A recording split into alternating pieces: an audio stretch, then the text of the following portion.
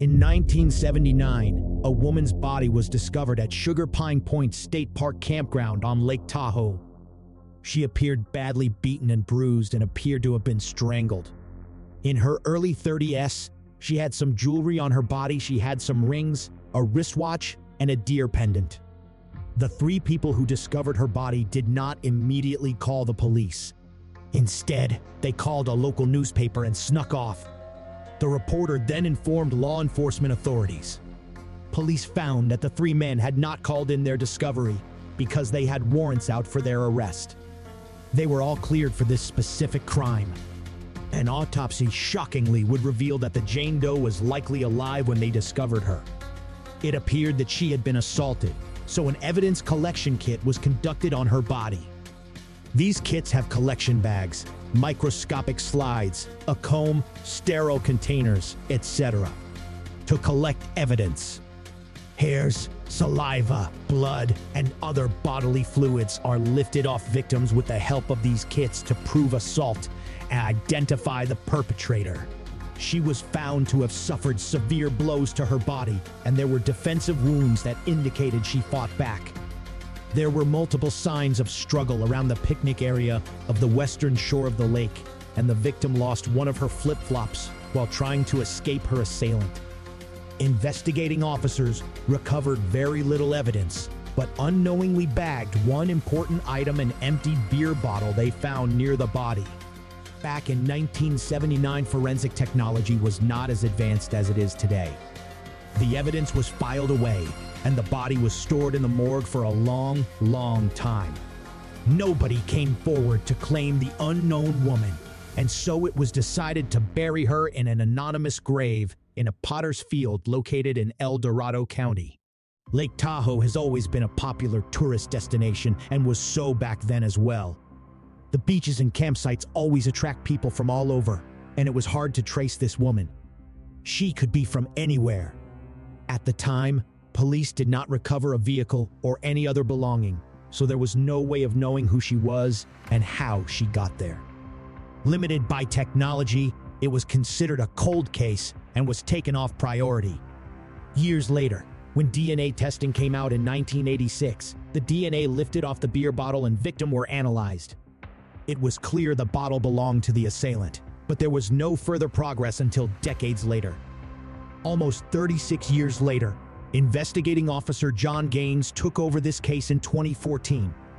He reopened the Lake Tahoe Jane Doe files as part of El Dorado County's cold case unit, opening cases from the 1970s, 80s, and 90s regarding the lake. In the Lake Tahoe Jane Doe case, he accompanied the body with a forensic anthropologist from California State University, Chico. He printed photos of her jewelry to be released to the public in an attempt to identify her. The pictures were published in local newspapers without many leads. Gain noticed the necklace and realized the deer necklace was actually a Che pendant, which represents the Jewish symbol for life. He said it was the kind of pendant Elvis Presley used to wear on stage. With the Che pendant as a lead, Gaines tried his luck with the local Jewish community. Lake Tahoe's local rabbi, Rabbi Morty Rickler, who had opened a Chabad, was surprised to have officers contact him. A Chabad is considered a Jewish community center, and one does not often come across police in these centers. It is a holy place of peace and sanctity. When they explained the case, Rabbi Rickler was happy to help and spread the word in the community.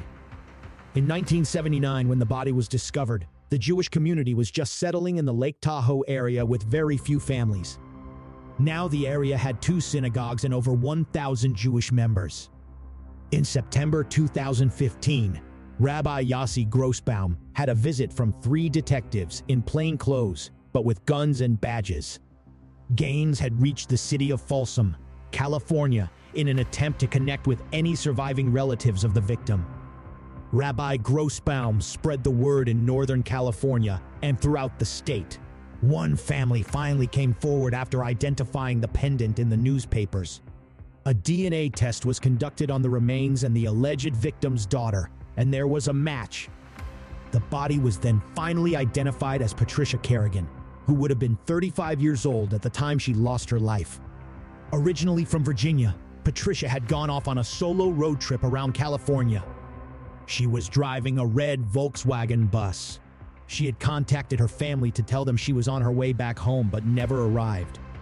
A month later, in October 1979, the family reported her missing. Her car was recovered from a dealership in Venice, California. Apparently, someone had abandoned the car in the lot. Unfortunately, she was a missing persons case in Virginia, so no connection was made. Additionally, Patricia's DNA profile was uploaded into CODIS, the FBI's combined DNA index system, as well as the DNA from the perpetrator. But for many more years, there was no match. Her body was then handed over to the family for a proper burial, and she was laid to rest 26 years after her unfortunate demise. The perpetrator, however, remained free. Years later, a completely unrelated chain of events led to the arrest of the assailant. In 2023, the state of Washington provided funding to the Washington State Evidence Kit Initiative, a movement aimed at reopening rape evidence tests from the 70s onwards in an attempt to put perpetrators behind bars. The Spokane Police Department was one of the few that had officers assigned to work full-time on evidence kit cases. The SPD had over 1,500 kits, and among those, over 250 kits got matches on the combined DNA index system. This led to a huge breakthrough. In 1994, a man had been accused of assaulting a homeless woman in Spokane. She reported the incident to police, got tested for verification of her accusation, and identified her assailant as a man named Harold Carpenter. He was booked on second-degree charges for forcing her against her will, but never prosecuted because the woman did not press charges. Harold Carpenter claimed they had consensual relations and he did not assault her, so it was just his word against hers. The evidence kit had been filed away but was now uploaded into CODIS. The woman who had logged the complaint had long since passed away, but the DNA on the system matched the DNA on the empty beer bottle from Patricia Kerrigan's body. Further investigation placed Carpenter in the vicinity of the crime on September 29, 1979, when he was arrested in Susanville, California, for driving under the influence. Carpenter had various misdemeanor arrests between 1990 and 1993, as well as being charged for another non-consensual incident regarding a woman in 1994. He was married and lived in Sandpoint until his divorce in 1998, after she filed charges against him for domestic battery. There were charges against him from 1998 to 2018 in Bonner County for possession of illegal substances, reckless driving, more Deweys, and disturbing the peace. There was not much on his record in Washington, except one DUI in 2000. Carpenter was living on Spokane Street since 2016, rendered homeless. In 2018, he was arrested as a suspect in another non-consensual case in Spokane County, but it was not proven. He was quoted in an article published in the Inlander in 2020 regarding his homeless situation. "You just tough it. You just go outside and you try to get out of the rain or the snow or whatever." In 2022, he was a suspect for a groping incident, but again, he was not arrested. He moved into Park Tower Apartments in downtown Spokane. Investigators of El Dorado County now had probable cause to arrest him, and the Spokane Police Department helped in locating Carpenter. Thanks to multi-state agencies working together, the 63-year-old was brought to justice when he was arrested on March 1, 2023 for taking the life of Patricia Kerrigan.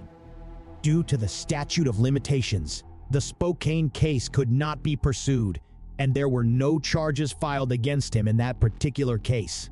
He is currently held without bond in Spokane County Jail, awaiting extradition process for El Dorado, so he can be prosecuted for his crimes.